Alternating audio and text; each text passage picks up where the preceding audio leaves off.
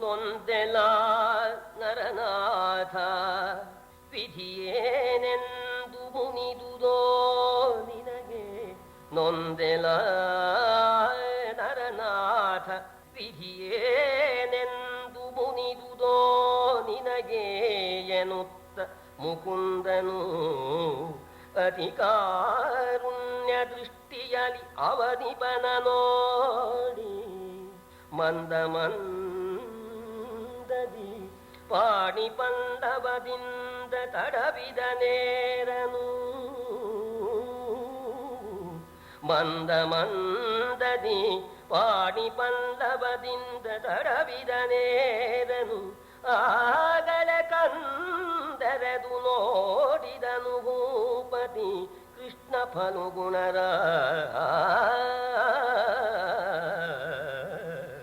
ಮಹಾರಾಜ, ಬಹಳ ನೋವಾಗ್ತಾ ಇದೆಯೇನಪ್ಪ. ಆ ದುರ್ದೈವ ಎಂಥ ಸಂಕಟವನ್ನ ನಿನಗೆ ಉಂಟು ಮಾಡಿಬಿಡ್ತು. ಧರ್ಮರಾಜ ಅಂತ ಹೇಳಿ ಭಗವಂತ ಕನಿಕರ ದೃಷ್ಟಿಯಿಂದ, ಕೃಪಾ ದೃಷ್ಟಿಯಿಂದ ಧರ್ಮರಾಜನನ್ನ ನೋಡ್ತಾ ತನ್ನ ಮೃದುವಾಗಿರ್ತಕ್ಕ ಚಿಗುರಿನಂತೆ ಇರ್ತಕ್ಕಂಥ ಆ ಕೈಯಿಂದ ಮೆಲ್ಲ ಮೆಲ್ಲಗೆ ಅವನ ಗಾಯ ಎಲ್ಲೆಲ್ಲಿ ಆಗಿದೆಯೋ ಆ ಗಾಯನೆಲ್ಲ ತಡವರಿಸಿದಂತೆ ಅಮೃತ ಹಸ್ತ ತಾನೆ ಪರಮಾತ್ಮದ್ದು ತಡವರಿಸ್ತಾ ಇದ್ದಾನೆ. ಬಹಳ ಸಂಕಟವಾಗ್ತಾ ಇದೆಯೇನಪ್ಪ ಧರ್ಮರಾಜ, ಹೇಗಿದೆಯಪ್ಪ ಅಂತ ಹೇಳ್ತಾ ಹೇಳ್ತಾ ಆ ಸ್ಪರ್ಶ ಮಾಡೋಣ. ಆಗ ಕಣ್ಣು ಬಿಟ್ಟಿದ್ದಾನೆ. ಅದುವರೆಗೆ ಕಣ್ಣು ಮುಚ್ಕೊಂಡೇ ಇದ್ದ ಧರ್ಮರಾಜ. ಆಮೇಲೆ ಕಣ್ಣು ಬಿಟ್ಟಿದ್ದಾನೆ. ಕಣ್ಣು ಬಿಟ್ಟು ನೋಡಿದ ಕೃಷ್ಣಾರ್ಜುನರನ್ನ. ಹರಿಕರಾಜ್ಯ ಸ್ಪರ್ಶ ಮಾತ್ರ ಸ್ಫುರಣದಿಂದ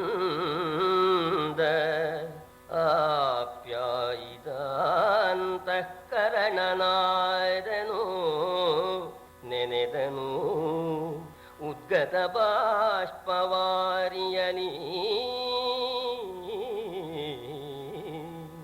ಮುರಿಯದೇರಿನ ಮೈಬಳಿಗೆ ಲಘುತರದ ನುಳಿಯಲಿ ಮೈಯ ಬಲಿದು ಮುರಿಯದೇರಿನ ಮೈಬಳಿಗೆ ಲಘುತರದ ನುಳಿಯಲಿ ಮೈಯ ಬಲಿದು ಆದರಿಸಿಕೊಳ್ಳಿದ್ದನು ಮಹೀಪತಿ ಮಾನಿನಿಯ ಮಲಗಿ.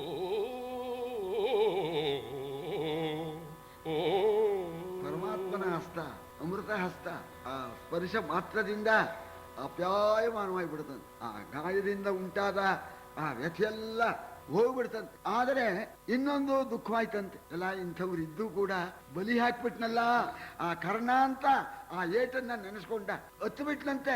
ಕಣ್ಣೀರು ಸುರಿಸಿಬಿಟ್ಟ ಅಂತ. ಸ್ವಜನಸ್ಯ ಹಿ ದುಃಖಮಗ್ರತೋ ವಿವೃತದ್ವಾರ ವಿವೋಪಜಾಯತೆ ಅಂತ. ಸ್ವಜನರು ಬಂದಾಗ ಆ ಹಿಂದಿನ ದುಃಖ ಮರಕಳಿಸಿ ಉಂಟಾಗ್ಬಿಡುತ್ತಂತೆ. ಹಾಗೆ ಕಣ್ಣುಗಳಿಂದ ಕೋಡಿ ಹರಿದು ಬಿಡ್ತಂತೆ. ಸರಿ, ಆವಾಗ ಪರಮಾತ್ಮ ಬಂದು ಯೋಗಕ್ಷೇಮ ವಿಚಾರಿಸ್ತಾ ಇದ್ದಾನೆ. ಮಲ್ಕೊಂಡಿದ್ರೆ ಸರಿ ಇಲ್ಲ ಅಂತ.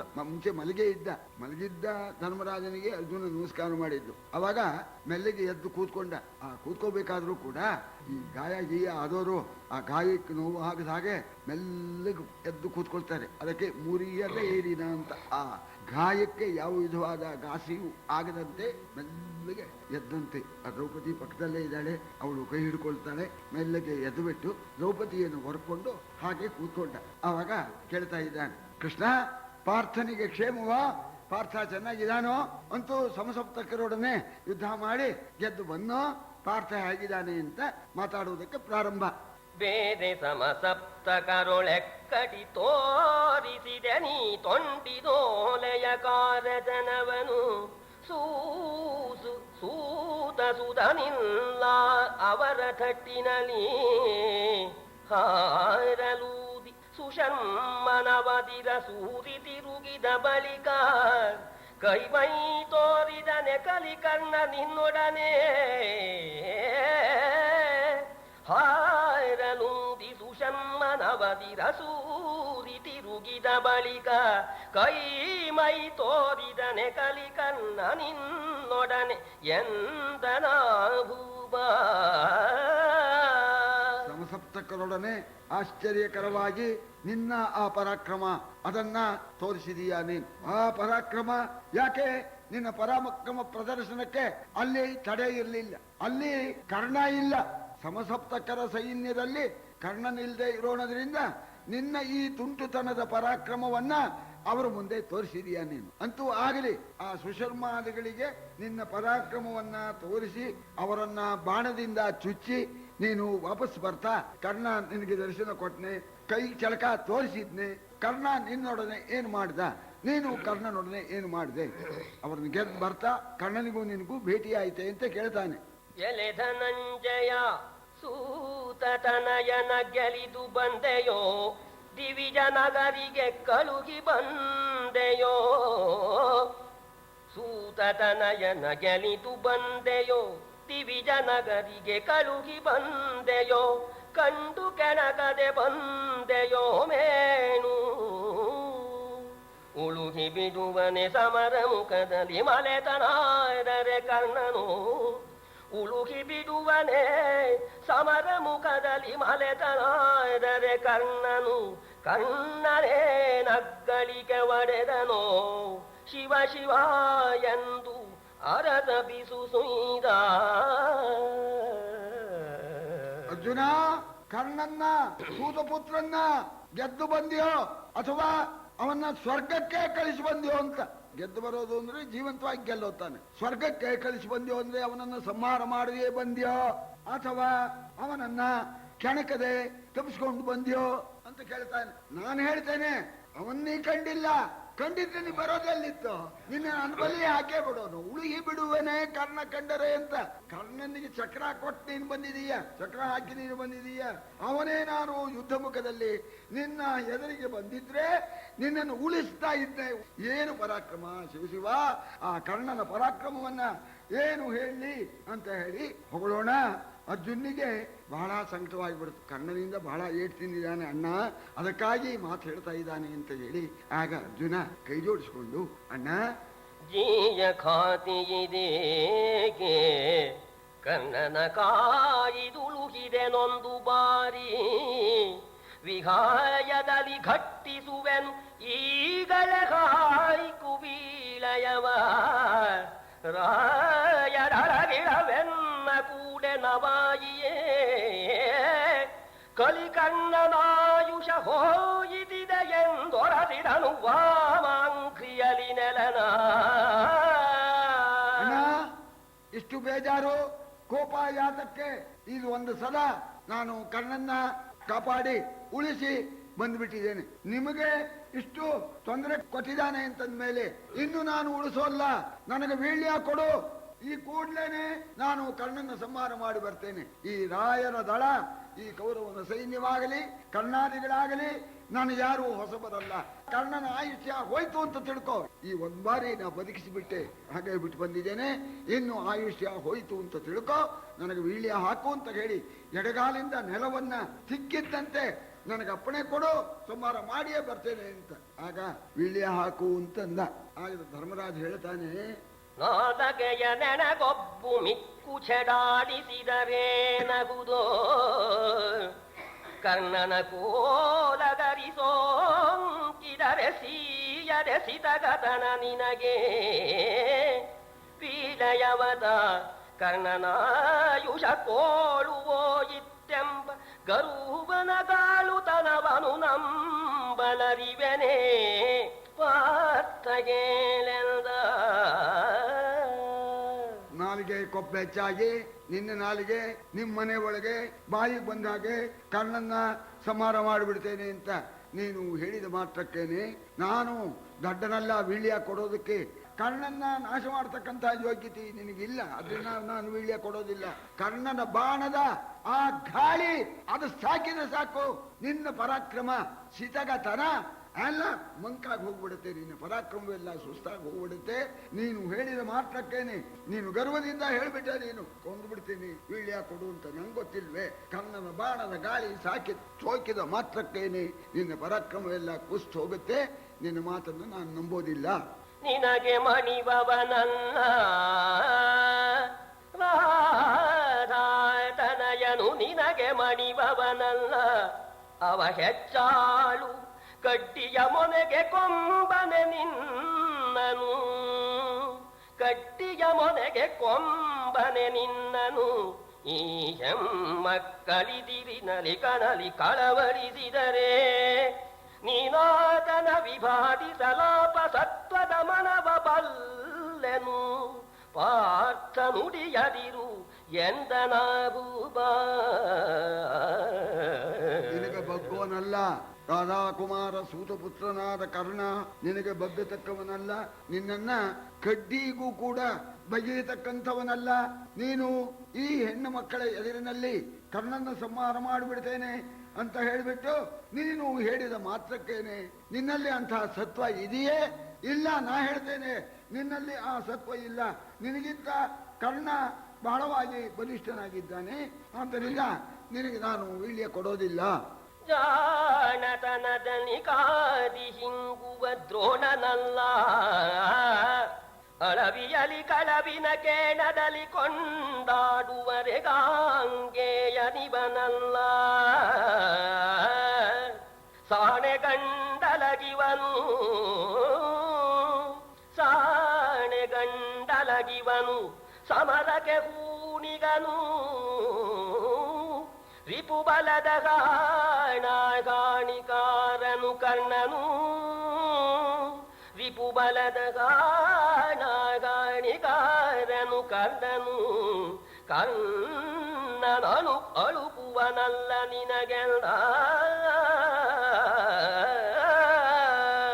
ಉಪಾಯ ಮಾಡಿ ಜಾಣತನ ಮಾಡಿ ಅಪರಿವಾರ್ತೆ ಕೇಳಿದ್ರೆ ಕೂಡಲೇ ಶಸ್ತ್ರ ಸನ್ಯಾಸ ಮಾಡಿಬಿಡ್ತೇನೆ ಅಂತ ದ್ರೋಣಾಚಾರ್ಯರು ಹೇಳಿದಾಗ ಅಶ್ವತ್ಥಾಮ ಅತಃ ಅಂತ ಹೇಳಿ ಶಸ್ತ್ರ ಸನ್ಯಾಸ ಮಾಡಿಸಿ ಅವರನ್ನ ಉಪಾಯದಿಂದ ಕೊಂದ ಹಾಗೆ ದ್ರೋಣನಲ್ಲ ಇವನು ಅಂತ ರಾತ್ರಿ ಶಿಬಿರಕ್ಕೆ ಹೋಗಿ ಸ್ವಾಮಿ ನಮಗೇನು ಗತಿ ಅಂತ ನೀವೇ ಹೇಳಿಬಿಡಿ, ನೀವಿರೋವರೆಗೂ ನಮಗೆ ಗೆಲ್ಲೋ ಆಸೆ ಇಲ್ಲ ಅಂತ ಹೋಗಿ ರಾತ್ರಿ ಶಿಬಿರಕ್ಕೆ ಹೋಗಿ ಬುದ್ಧಿವಂತಿಕೆಯಿಂದ ಭೀಷ್ಮರ ಕಾಲು ಹಿಡ್ಕೊಂಡು ಶಿಖಂಡಿ ತಂದು ನಿಲ್ಲಿಸಿಬಿಡಿ, ನಾನು ಶಸ್ತ್ರನ್ಯಾಸ ಮಾಡ್ತೇನೆ ಅಂತ ಹೇಳಿ ಮಲಗಿಸಿದ ಭೀಷ್ಮರ ಹಾಗಲ್ಲ, ಸಾಮಾನ್ಯನಲ್ಲ. ಕರ್ಣ ಅಂದ್ರೆ ಗಂಡ ಅಲಗಿವನು ಅಂತ ಸಾಣೆ ಹಾಕಿ ಮಸ್ತಿರ್ತಕ್ಕಂಥ ಅಲಗು ಅಂತ. ಅಲಗು ಅಂದ್ರೆ ಕತ್ತಿ. ಸಮರಕ್ಕೆ ಹೂಣಿಗನು, ಯುದ್ಧದಲ್ಲಿ ಮಹಾವೀರಾದಿವೀರನಾಗಿರ್ತಕ್ಕಂಥವನು, ಶತ್ರು ಸೈನ್ಯವನ್ನ ಹಣೆ ಕೊಟ್ಟಿ ನಾಶ ಮಾಡ್ತಕ್ಕಂಥವನು. ಕರ್ಣ ನಿನಗೆ ಅಳುಕತಕ್ಕಂಥವನಲ್ಲ. ಏನೋ ಜುಂಗಾಣಿಗಳನ್ನ ನೀನು ಗೆದ್ದಿರಬಹುದು, ಕರ್ಣನ ಮುಂದೆ ನಿಂದು ನಡೆಯೋದಿಲ್ಲ. ಜಾಳ ಜರೆದು ಜಡಾತ್ಮರಿಗೆ ಜಂಘಾಳತನವನು ಮೆರೆದು ಕೋಡಿಯ ಕೂಳರನು ಕೊಪ್ಪರಿಸಿ ಚೂಣಿಯ ಚರರ ಚಪ್ಪರಿಸಿ ಆಳುದನದಲ್ಲಿ ಬೆರೆವ ನಿನಗೆ ಅವ ಸೋಲಲರಿಯನು. ಆಳುತನದಲ್ಲಿ ಬೆರೆವ ನಿನಗವ ಸೋಲಲರಿಯನು. ನಿನ್ನ ಗಂಟಲ ಗಾಳ ನಿನಗಳುಪುವನೆ ಕರ್ಣನು ಪಾರ್ಥ ಹೇಳೆಲ್ಲ. ಈ ಜುಂಗಾಣಿಗಳು ಹೇಡಿಗಳು ಹೆದರ್ತಕ್ಕವರು ಅವರನ್ನ ಹಾಗೂ ಹೀಗೂ ಮಾಡಿ ಓಡಿಸಿ ಆ ಸೈನ್ಯದ ಮುಂಚೂಣಿಯವರನ್ನ ಗಡಬಡಿಯಿಂದ ಗೆದ್ದಾಗಲ್ಲಪ್ಪ. ಕರ್ಣ ಅಂದ್ರೆ ಸಾಮಾನ್ಯನಲ್ಲ. ಆ ಹೇಡಿಗಳನ್ನ ಗೆದ್ದು ಬಿಟ್ಟಿದ್ದೇನೆ ಅಂತ ಹೇಳಿಬಿಟ್ಟು ಜಂಬಾ ಕೊಚ್ತಾ ಹೋದ್ರೆ ನೀನು ಕರ್ಣನ್ ಗೆಲ್ತೀಯ. ನಿನ್ನ ಗಂಟಲಿಗೆ ಗಾಣ ಅವನು ಕರ್ಣ, ಸಾಮಾನ್ಯನಲ್ಲ. ನೀನೇನೋ ಇಲ್ಲಿ ಅಹಂಕಾರದಿಂದ ನಾನು ಅವ್ರನ್ನ ಓಡಿಸಿದ್ದೀನಿ ಇವ್ರನ್ನ ಓಡಿಸಿದ್ದೀನಿ ಅಂತ ಈ ಸಾಮಾನ್ಯರನ್ನು ಓಡಿಸಿಬಿಟ್ಟು ನೀನು ಹೋದ ಮಾತ್ರಕ್ಕೇನೆ ಕರ್ಣನನ್ನ ನೀನು ಗೆಲ್ಲೋದಕ್ಕೆ ಸಾಧ್ಯವಿಲ್ಲ. ನೀನು ಕರ್ಣ ನಿನಗೆ ಸೋಲ್ತಕ್ಕಂಥವನು ಅಲ್ಲ. ಹೋದರೆ ನಿನ್ನ ಗಂಟಲಿಗೆ ಗಾಣ ಅವನು ಆಗಿಬಿಡ್ತಾನೆ. ಏನು ಕರ್ಣ ಅಂತ ಅವನಿಗೆ ಏನಾಗಿದೆ ಅಂದ್ರೆ ಹೇಳ್ತಾನೆ, ಏನು ಹೇಳಲಿ ಅಂತ ಹೇಳ್ತಾ ಇದ್ದಾನೆ. ಎಲ್ಲೆಲ್ಲೂ ಕರ್ಣ ಬಲಿ ಹಾಕ್ಬಿಟ್ಟ, ನನ್ನ ಬಡಿದು ಬಿಟ್ಟ. ಜಾಗ್ರತ್ತಿನಲ್ಲಿ ಯಾರನ್ನು ನೋಡಿದ್ರು ಕರ್ಣನ ಹಾಗೆ ಕಾಣ್ತಾ ಇದೆ ನಂಗೆ. ಮಲಗಿದ್ರೆ ಕನಸಿನಲ್ಲಿ ಕರ್ಣ, ಆ ಕಡೆ ಹೋದ್ರೆ ಕರ್ಣ, ಎಲ್ಲೆಲ್ಲಿ ನೋಡಿದ್ರು ಕರ್ಣ. ಆ ಕರ್ಣನ ಭಯ ಹತ್ಕೊಂಡ್ಬಿಟ್ಟಿದೆ ನಂಗೆ ಅಂತ ಹೇಳ್ತಾ ಇದ್ದಾನೆ. ಎಲ್ಲಿ ಕಣ್ಣನು ತಿರುಗಿ ನೋಡಿದರಲ್ಲಿ ತಾನು ಎಡವಂಕ ಬಲಮುಖದಲ್ಲಿ ಸೂತಜನು 8 ದೆಸೆಗಳ ನೋಡೆ ಕನ್ನಮಯ. ಎಲ್ಲಿ ನೋಡಿದರಲ್ಲಿ ಕಣ್ಣನ ಬಿಲ್ಲ ಬೊಬ್ಬೆ ರಥಾಶ್ವರವವು ಎದೆದಲ್ಲಣದ ಬೆಕ್ಕಾಳ ರಚನಾ ರಸಿಕನವನೆಲ್ಲ. ಎಲ್ಲೆಲ್ಲಿ ನೋಡಿದ್ರು ಕರ್ಣ, ಮುಂದ್ಗಡೆ ನೋಡಿದ್ರು ಕರ್ಣ, ಹಿಂದ್ಗಡೆ ನೋಡಿದ್ರೆ ಕರ್ಣ, ಎಡದಲ್ಲಿ ನೋಡಿದ್ರೆ ಕರ್ಣ, ಬಲದಲ್ಲಿ ನೋಡಿದ್ರೆ ಕರ್ಣ, ದಿಕ್ಗಳಲ್ಲಿ ಕರ್ಣ, ಎಲ್ಲೆಲ್ಲೂ ಕರ್ಣನ ಸಿಂಹನಾದ. ಯಾರ ಕೂಗಿಲಿ ನಂಗೆ ಕರ್ಣ ಸಿಂಹನಾದ ಮಾಡಿದಾಗೆ ಕಳಿಸೋದು ಅಂತ. ಯಾರ ರಥ ಬಂದ್ರು ಕರ್ಣನ ರಥ ಬಂತು ಅಂತ ಗಾಬರಿ ಆಗ್ತಾ ಇದೆ ಅಂತ. ಆ ರೀತಿ ಆ ಕರ್ಣನ ದೆವ್ವ ಹಿಡಿದಾಗೆ ನಂಗೆ ಬಹಳ ಸಂಕಟವಾಗ್ತಾ ಇದೆ. ಅಂತ ಕರ್ಣನ ಆ ಸಾಹಸ, ಅವನ ಪರಾಕ್ರಮ ಅದು ವರ್ಣನೆ ಮಾಡಲಿಕ್ಕೆ ಸಾಧ್ಯವಿಲ್ಲ. ಕಾದಿನೊಂದೆನು ತಾನು ಬಳಿಕ ಮೃಗೋದರನೆ ಎಡಹಾಯ್ದನು. ಆತನ ಕಾದಿ ನಿಲ್ಲಿಸಿ ಮರಿಯ ರಥವನು ಮತ್ತೆ ಗೆಣಗಿದನು. ಮೂದಲಿಸಿ ಸಗದೇವನ ಕುರರು ಕಾದನು. ಇವದಿರ ಮುರಿದನು ಅಗ್ಗದ ಕೈದುಕಾರರ ದೇವ ಕಣ್ಣನ ಗೆಲುವರಾರೆಲ್ದ. ಯುದ್ಧ ಮಾಡಿ ಅವನಿಂದ ಗಾಯಗೊಂಡು ಎಸಪಟ್ಟೆ. ಆಮೇಲೆ ಭೀಮ ಬಂದ, ಆ ಭೀಮನ್ನ ಎಸಪಡಿಸಿದ. ಆಮೇಲೆ ತಿರ್ಗಾ ಬಂದು ನನಗೆ ಕೊಟ್ಟ. ಆಮೇಲೆ ನಕುಲ ಸಹದೇವರು ಬಂದರು, ಅವರನ್ನು ಗೆದ್ದ. ಮತ್ತೆ ನನ್ನನ್ನು ಹೊಡೆದ, ನನ್ನನ್ನು ಮೂದಲಿಸಿದ, ನನಗೆ ನಾನಾ ವಿಧವಾಗಿ ಬಾಣಪ್ರಯೋಗ ಮಾಡಿ ನೋವನ್ನು ಉಂಟು ಮಾಡಿದ. ಮಲೆತು ಧಾಳಧೂಳಿಯಲಿ ಬಳಸುಳಿ ಮಸಗಿ ಎನ್ನೊಬ್ಬನನು ಮೈ ಬಳಸಿ ಕಾದಿತು. ವೀರ ಕಂದನ ಕೂಡೆ ತಲೆಯೊತ್ತಿ ಒಲವರವು ನಿನಗುಳ್ಳರೆ ಆಗಳ ನಿಲ್ಲಿಸಿದ ನೀ ಬಂದು ಬಯಲಕ್ಕಳಿಗೆಯನ ಬಿಡೆ ಕೆಡರುತಿಗೆ ಮಾನೆಂದು ನೃಪ ನುಡಿದ.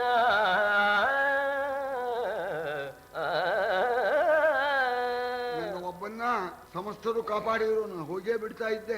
ಎಲ್ಲರೂ ಭೀಮ, ನಕುಲ, ಸಹದೇವ, ಸಾತ್ವಿಕಿ, ಧೃಷ್ಟದ್ಯುಮ್ನ, ಪಾಂಚಾಲರು ಎಲ್ಲರೂ ನನ್ನ ಒಬ್ಬನ್ನ ಉಳಿಸಬೇಕು ಅಂತ ಹೇಳಿ ಆ ಕರ್ಣನ್ನ ತಡೆದು ಎಲ್ಲ ಒದ್ದಾಡಿ ಅಂತೂ ನನ್ನನ್ನು ಈ ಸ್ಥಿತಿಗೆ ಉಳಿಸೋ ಹಂಗೆ ಮಾಡಿದ್ದಾರೆ. ಇವರೆಲ್ಲರೂ ಕೂಡ ಒಬ್ಬ ಕರ್ಣನಿಂದ ನನ್ನನ್ನು ಕಾಪಾಡಿದ್ರು. ಇಲ್ದಿದ್ರೆ ನಾ ಹೋಗ್ಬಿಡ್ತಾ ಇದ್ದೆ.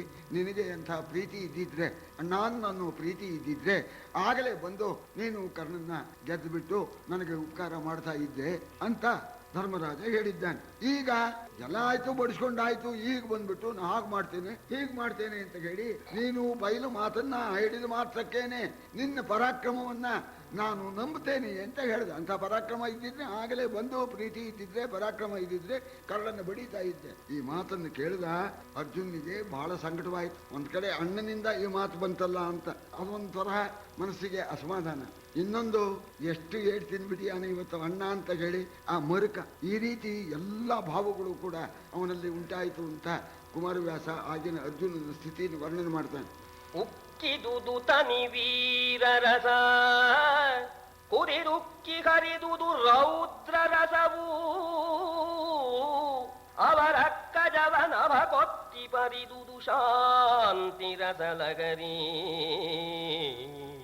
ಮಿಕ್ಕು ಬಗಳ ಕ್ರೋಧ ಒಡದೊಳಗುಕ್ಕಿತು ಅಮಲೋತ್ಸಾಹ ಚಾಪಲ ಸುಕ್ಕಿತು.